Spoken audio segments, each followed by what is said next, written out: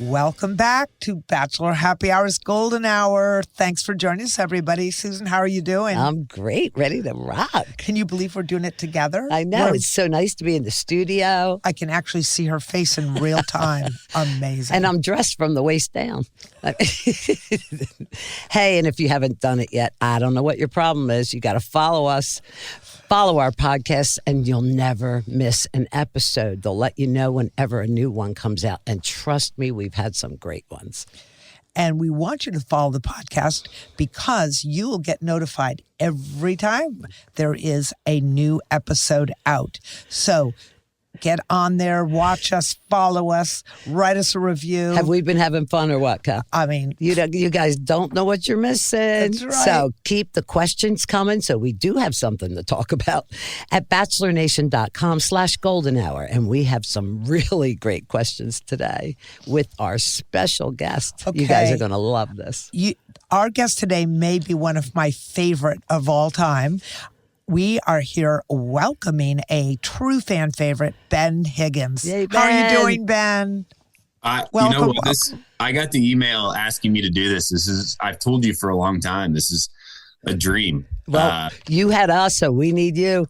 Yeah, it's a trade-off. I hope that I can give as good an entertainment as the two of you do. But we've had a lot of fun together, and I've always enjoyed being around both of you. And okay. so one thing you taught us very early on how to negotiate each other and, you know what I mean? Balance that ball. You know what? Remember him schooling us, I'll Kathy? tell you what I remember. First of all, I think you give some of the best advice ever. I love listening to your podcast. But secondly, when we first started, you said to me, and I'll never forget it, when you have a guest on, let the guest talk because people want to hear the guest. And here we are, We're talking right over you. So you want a chance at this? For the two of you?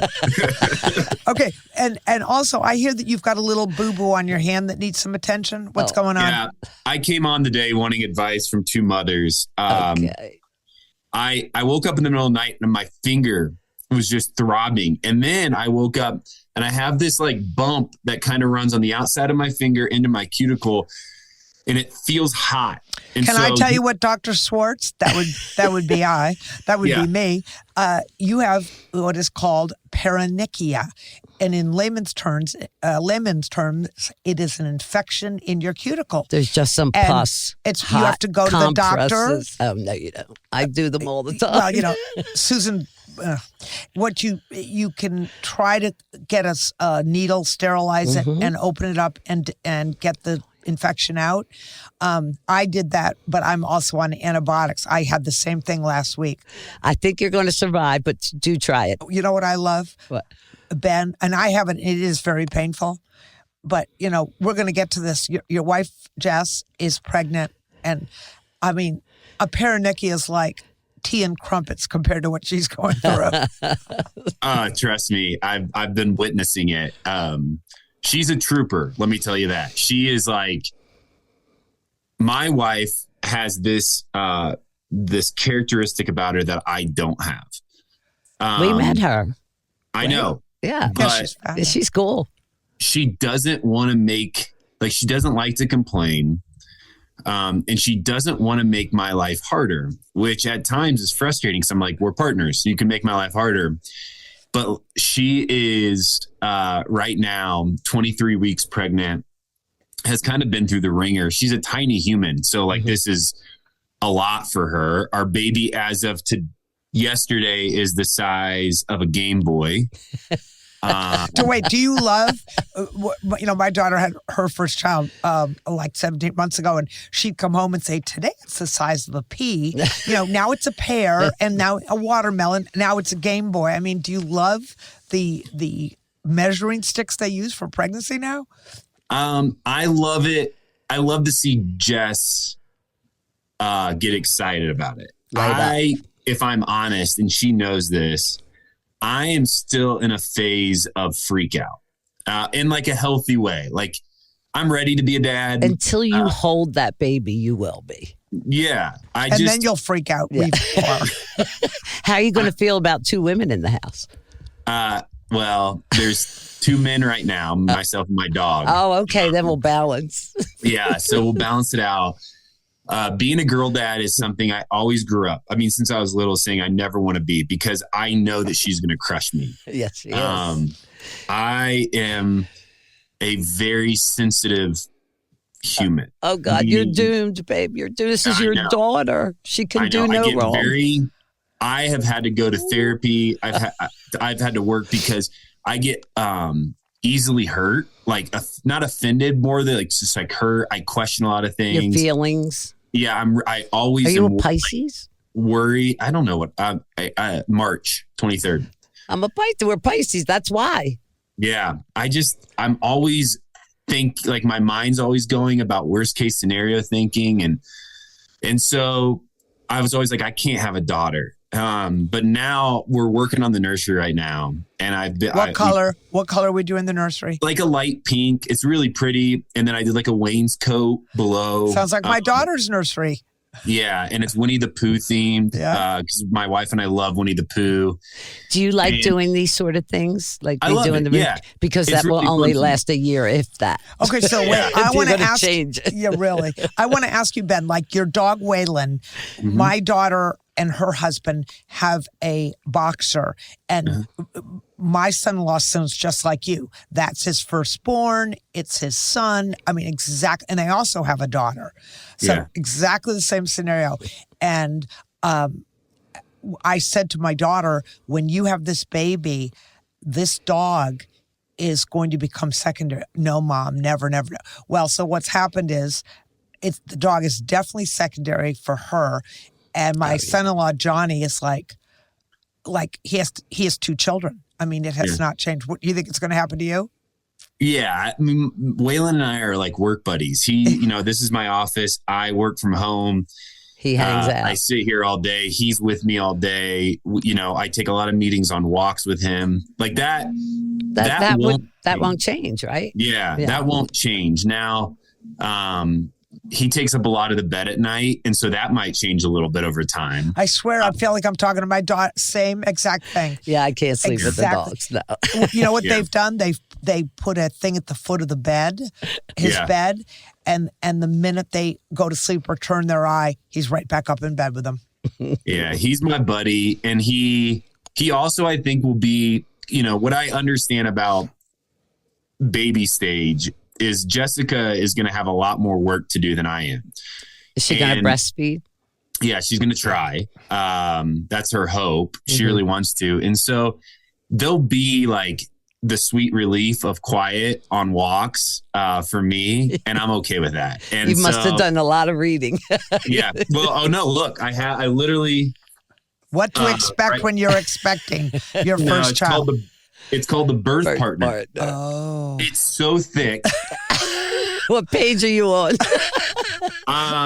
Geez, I've read a lot of it. Let me just tell you, Ben. Let me ask you something, though. What did you get out of it so far? Give me like 3 things that you didn't know that book told you. Well, let me start with the things that I probably should have known.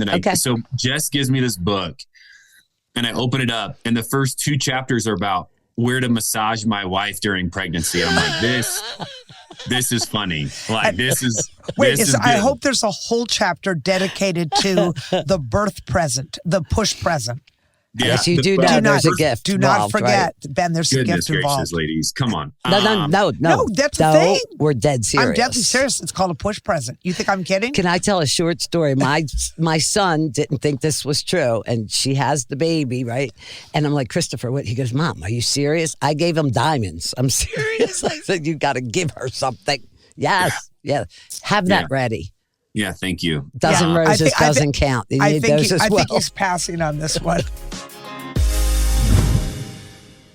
I can't wait to get dressed up for the holidays in Abercrombie's new party looks. I've been loving and wearing Abercrombie for years now. They have everything you could ever need, from the best basics that will last you forever to elevated nighttime looks, which I feel like is perfect and absolutely needed going into the holiday season. There's nothing more motivating to make plans when it's cold out than a hot outfit. I'm someone that goes crazy for sparkles and sequins and getting compliments on my outfit.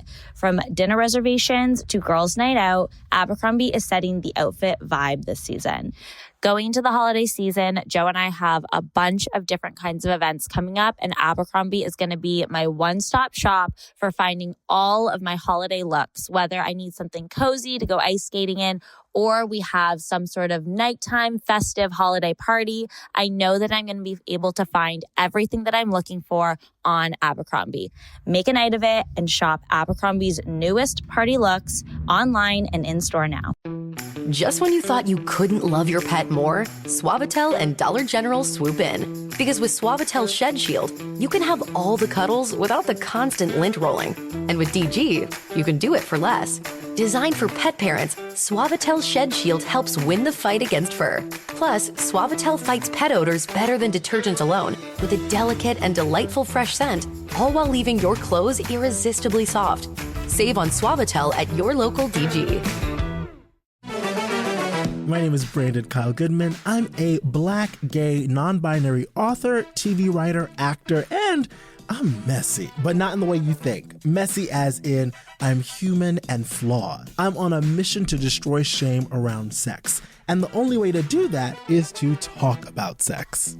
So that's what we'll do on my brand new podcast, Tell Me Something Messy. Okay, let's play this messy round of smash or pass. Okay, here it is. Smash or pass. Spit play. I don't know. I don't know how I feel about bodily fluids being on me unless it's because we're doing the pull-out method and we're living on the edge. Oh my God. I was not expecting that. Baby, like I always say, if you know how to work that body, that sexualness, and that heart, you're unstoppable. Embrace your power. That's really what we're going to do on this show. Join me on Tell Me Something Messy with brand new episodes every Thursday on the iHeartRadio app, Apple Podcasts, or wherever you listen to podcasts.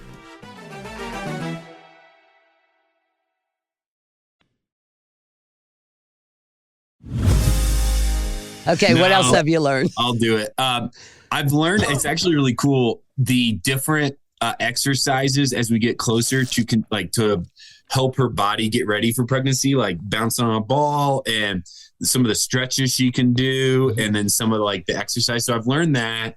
So this book is more about the delivery. It's more about him helping her. Is she working out then? Walking? Yeah, because that really will make delivery a lot easier.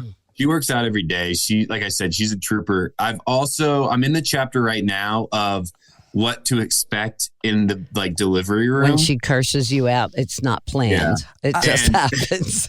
You know what? I'm telling you, it's not going to go the way you think it's going to go. It never does. Yeah. It just roll with it. It'll be fine. Babies are born every day. Yeah. They don't come with manuals. You've heard it all before. You're going to make a ton of mistakes and you're going to love her and she's going to love you. Sometimes it's really quick too. From, she's 4 centimeters. Oh, we have a while and boom, she's at 9. Let's go. Put the blues on. Our hospital's 30. She wanted to go to the best delivery hospital here in Denver. And it's a good 40 minutes from our house. And so I'm hoping we have some warning and some. I had Ben on my first one. I had 23 hours of warning. You'll have plenty of time. Hopefully she'll take more after me. Yeah. My water broke at 2 a.m. and the baby was here at 6. Yeah. I mean, it's not going to, it would be very rare on a first baby to go into labor and, not be able to get to the hospital. Yeah, but, like I said, things are. All right. I have a question. I think you are a remarkable human and I've met your wife, and therefore she is a remarkable human being. But I want to know, and you've always said that, how did you know she was the one? Oh, I think, so we met on Instagram. I messaged her. My buddies actually from the show, there was 3 of them, Dean and Wells and Nick. We were all out in Vegas for a concert. And they said, you got to start messaging girls on Instagram. And I didn't necessarily feel great about that at the time. I think it's more common now. Back then it was kind of a taboo, kind of creepy thing to do. And then I saw her picture and that's shortening up the story. I messaged her and it was really my first FaceTime with her was after I went to a church service. And my faith is very important to me, and it's something that my faith tradition and my like learning more about it is very valuable to me. And I had an issue with the service. Like I was like, I don't love how this was presented, or I have questions about it. And I was FaceTiming with her for the first time ever. And I brought it up, like just kind of in passing. And she sat through that conversation with me. And Did she give her input? Did she have an opinion? Gave her input, but she also listened really well. Mm-hmm. Good and that was listener. the first time I was like, goodness, this feels different than a lot of the relationships I've had in the past. Mm-hmm. Like she's not jumping on me. She's not telling me I'm right or wrong. She's just listening. And then we had our first date out here in Denver. It was the night of my very first restaurant opening ever. So it was the very first restaurant I ever opened up. We had and your first date? All in the same night? That's big. Yeah, she wanted to support me because she knew it meant a lot to me. How long had you known her at that point? 3 weeks. Wow. See, that's the opening. I think and the first chemistry date. had to know. I mean, that just is too. Like he felt a certain way. Yeah, you had And to. we sat down at dinner, and I remember just talking to her in person then. And I said, this is either going to be the best thing that ever happened to me, or it's going to break me. And it ended up being the best thing that ever happened to me. And so I think it was more for us because we did long distance, because we were talking on the phone and FaceTiming. It wasn't this immediate, like euphoric, oh my gosh, I'm marrying this girl. It really was our first couple interactions together for me to be like, yeah, this is like what I've always dreamed of in a partner. And for people out there listening, long distance can work. Very much so. We had a couple rules in our long distance dating that I think was really valuable. One, the biggest one was we never met up with each other in person without having another time planned that we're going to see each other again. And so we never Had she to never leave flew out with here, the- me fly to see her. And Where did she live? All right, Where did she live? Nashville. That's right. Yeah. And then the second one, which I highly recommend, and this was based on another buddy of mine who married somebody he was dating long distance, was their relationship. What he witnessed and what I witnessed was every time they would leave each other, there'd be so much sadness around the goodbye. Mm-hmm. So like the last day, all that would be talked about was, I'm going to miss you. I can't stand this. Yeah. I can't stand it. And yes, that's an obvious feeling when you love somebody. Yeah. So what Jess it's like, and I I'll see you in 2 weeks, you know? Yeah. What Jess and I decided to do is do that. Say, hey, I'll see you in 2 weeks. And we never, and this was hard. It was, we never showed emotion or said out loud that we were sad we were leaving when we were together. Why? I love that. Well, I don't think that. I could do it. Well, I don't what think it I did could do was it kept our times together uplifted instead of always being surrounded by sadness. And it kept you in the moment, enjoying Yes. the moment, and then looking forward to the next moment. Yeah, next tear. When I kissed you goodbye as I headed for the plane, it'll be a big crocodile tear coming down my eye. Hurry up, 2 weeks. Her mom laughs. She's like, because she knew this and she knew our rules, and her mom's like, yeah, guess who took the brunt of all of that? Oh yeah, I was going to say she took the high road and walked away with her head high, and then crumpled with as soon as she got to mom. Yeah, called her mom and started bawling. Well, But I didn't see you it. guys are going on a 3-year anniversary, correct? Yeah, next month. Wow. Happy anniversary. Happy It's going to anniversary. change, but you know what? Your life is about to change in the most remarkable way that it really does defy description. You just aren't going to believe the journey you're about to. It's totally different than any bachelor. I can't It wait. feels that way. I want to ask you. I saw on socials that you were emceeing the MomCon. How was I want to that? know how you got into that. What was it like? The whole bit. I want to know. That's such a good question. So it is my target demographic. It is a place that if I want to feel cool about myself again, I go back to MomCon. Okay. So MomCon comes from Momco, which was formerly MOPS. MOPS is a nonprofit that does support for moms within church systems or within community systems. So their focus is really getting into like helping moms connect in community through, studies, etc. So MOPS is what they were known for 49 years. That's really popular, and it's in 126 different countries. Momco is their new brand. So is it's that where like Mother's Morning Out where they take the kids for No, a couple no. hours? You could food shop. We had that in Texas. Yeah, it's similar. So like what they do is like if you go to a church or if you are a part of a school system, moms will come in and say, okay, we're going to give you the material. This is what you can talk about this week. Here's some activities you should do. So it's a way to build women, empower women, and build community within a town or a church community or whatever. Or women that are depressed or have issues after having 100%. A baby, there's people to reach out to. There's people to reach out to. And then they also help share like the most recent cool mom tricks, right? Like here's what we're learning about baby nutrition, or here's what we're learning about, young child care. So once a year, MomCon is where all the moms up that are part of these groups, across 126 different countries, come to a conference. And there's 5,000 of these moms in this room. That's and so cool. Wait, I just had a genius idea, Susan. Okay. We're going to have Single Man Con. And we're going to have a conference with, we're going to, from 126 countries, all, and you know who's going to MC it, Susan? Oh, God. You and me. Okay. I mean, why not? Why not? I mean, why? Oh, God. And so, so they asked me this year if Generous Coffee, the company I operate, did a MomCon like coffee bag. So the profits from that bag will go to Momco. And then they asked if I would MC the event. And it was hilarious. It was so imagine. good. I was one of like 4 dudes in the whole room of 5,000 women. Which brings me back to... And they were women without children there, so they were woohoo! They were going wild. I know. It is a uniquely That's awesome. different experience when you see moms on the loose without kids. Oh, no, we know. We have been moms on the loose with no kids.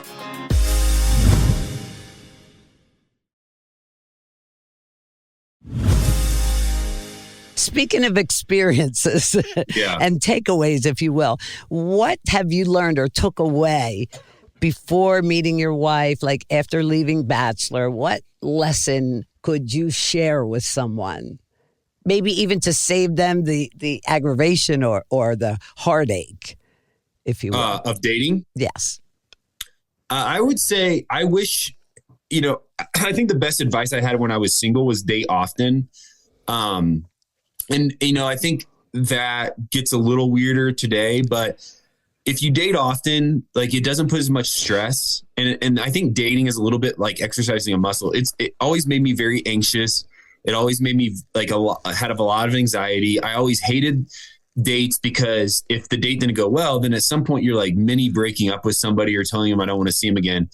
And so I think as I got off the show, I kind of hit out. Sounds familiar. As a man, because you ask people for dates. As a woman, I mean, I know today we can ask as well, but not as much as a man would, right? Yeah, and it's always a little awkward after show, I think, because one, my ego was big, but I also was still like, I still had the understanding of who I was as a person. So like, I wasn't really figuring myself out a lot.